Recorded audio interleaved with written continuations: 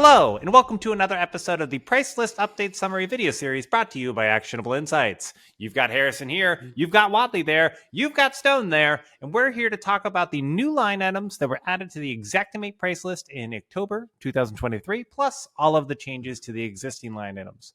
Whatley, Derek, or should I say Stone, is it appropriate for me to say I'm excited because there are 10 new line items that were added to the price list this month? It would be on brand. Please. Absolutely. There you go. Always excited. That's my thing.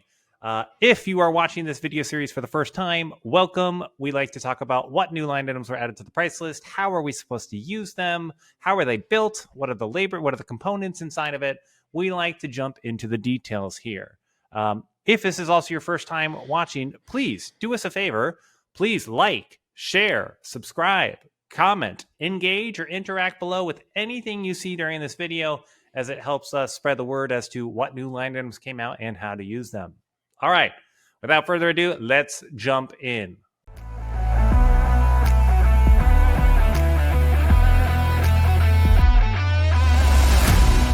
New line items. I said it again, there are 10 new line items this month in October 2023.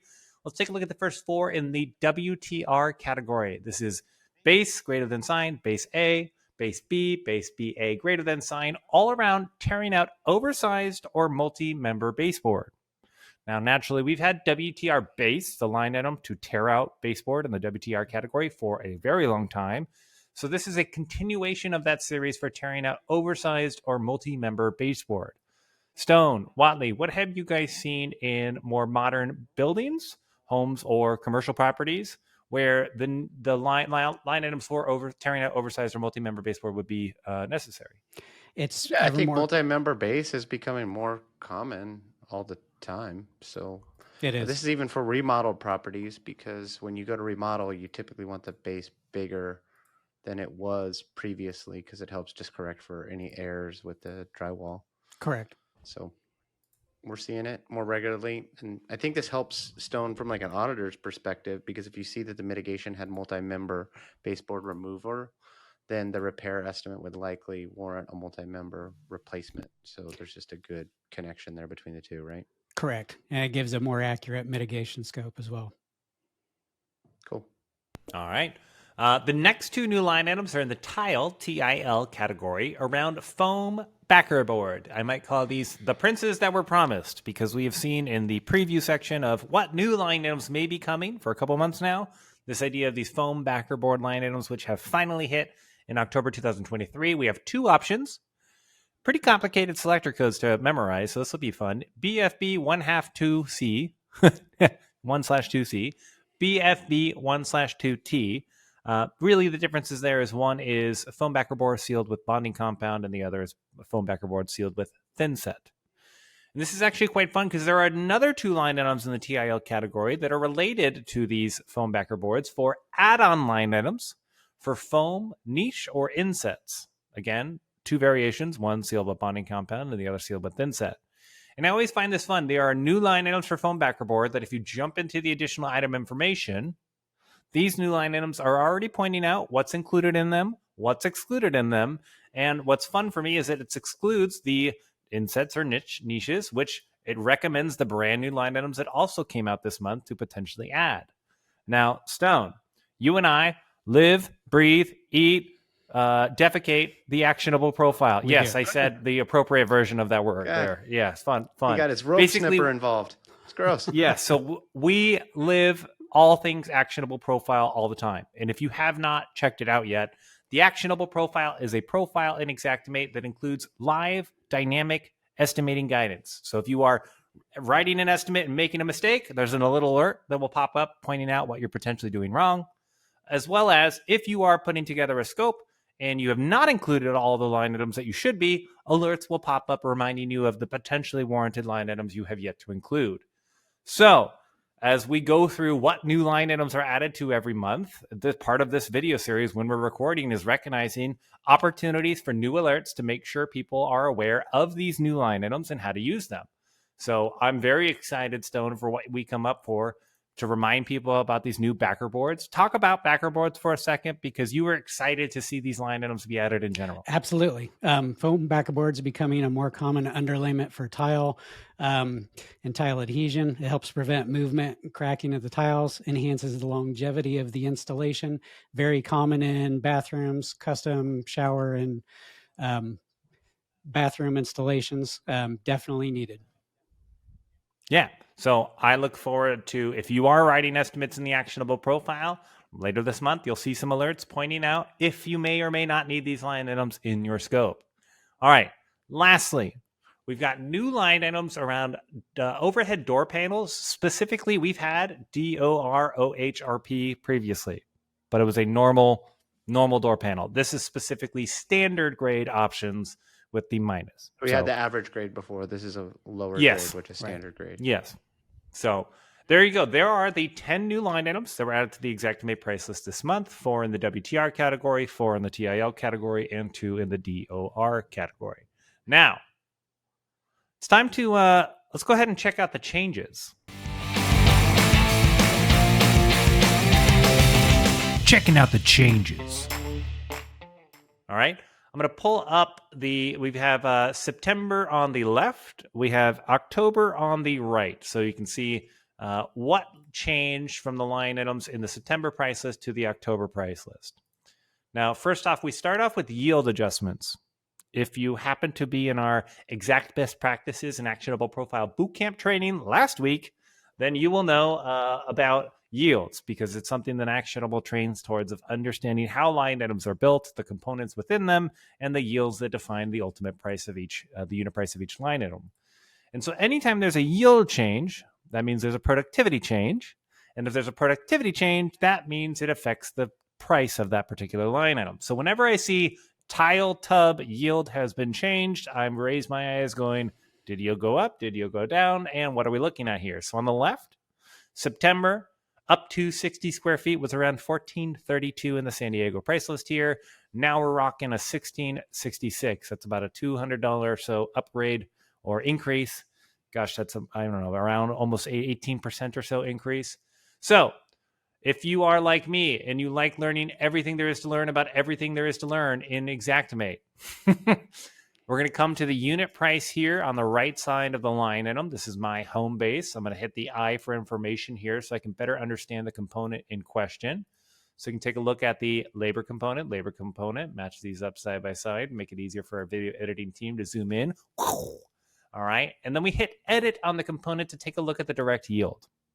And on the left side, this direct yield represents that a tile installer can replace a tile tub surround about 0.21 per hour. So it would take somebody about 5 hours to replace a tub surround of that nature, of that size.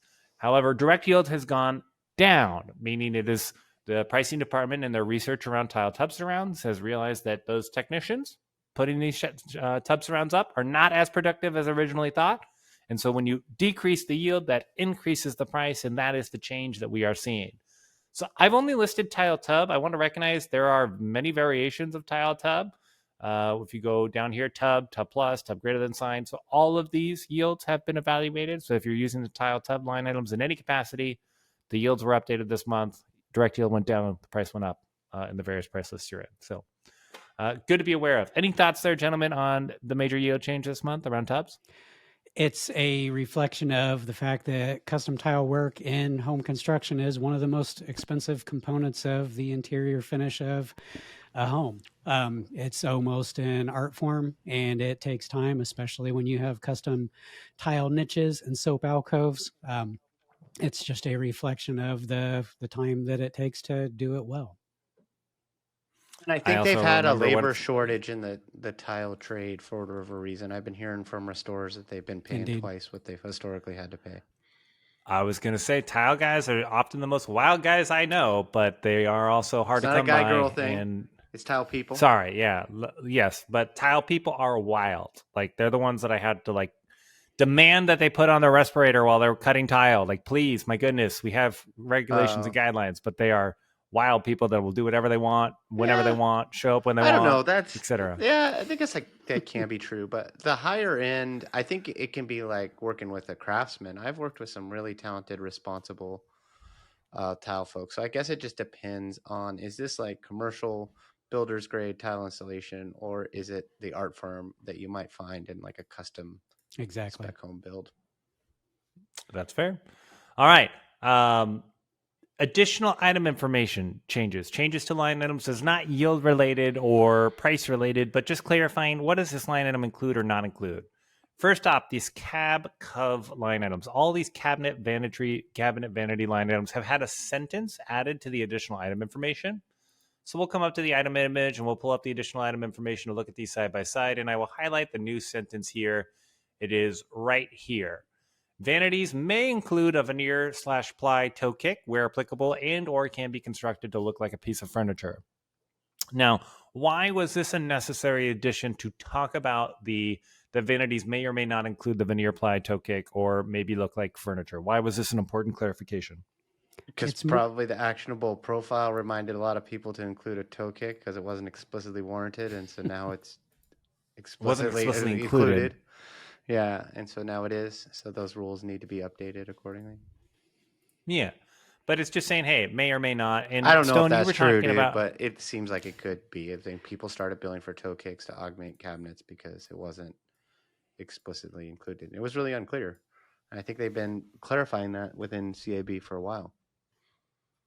Yes, there have been some clarifications on whether or not toe kicks are included in cabinetry, in which they stated stance is they are supposed to be included or are in the line item. Stone, you were also talking about how vanities often now have kind of more legs, Correct. More open floor systems, so toe kicks aren't necessarily included in these kinds of newer designs. Right. A lot of new remodel type vanities have open bottoms or legs, much more like a piece of furniture than a traditional lower cabinet.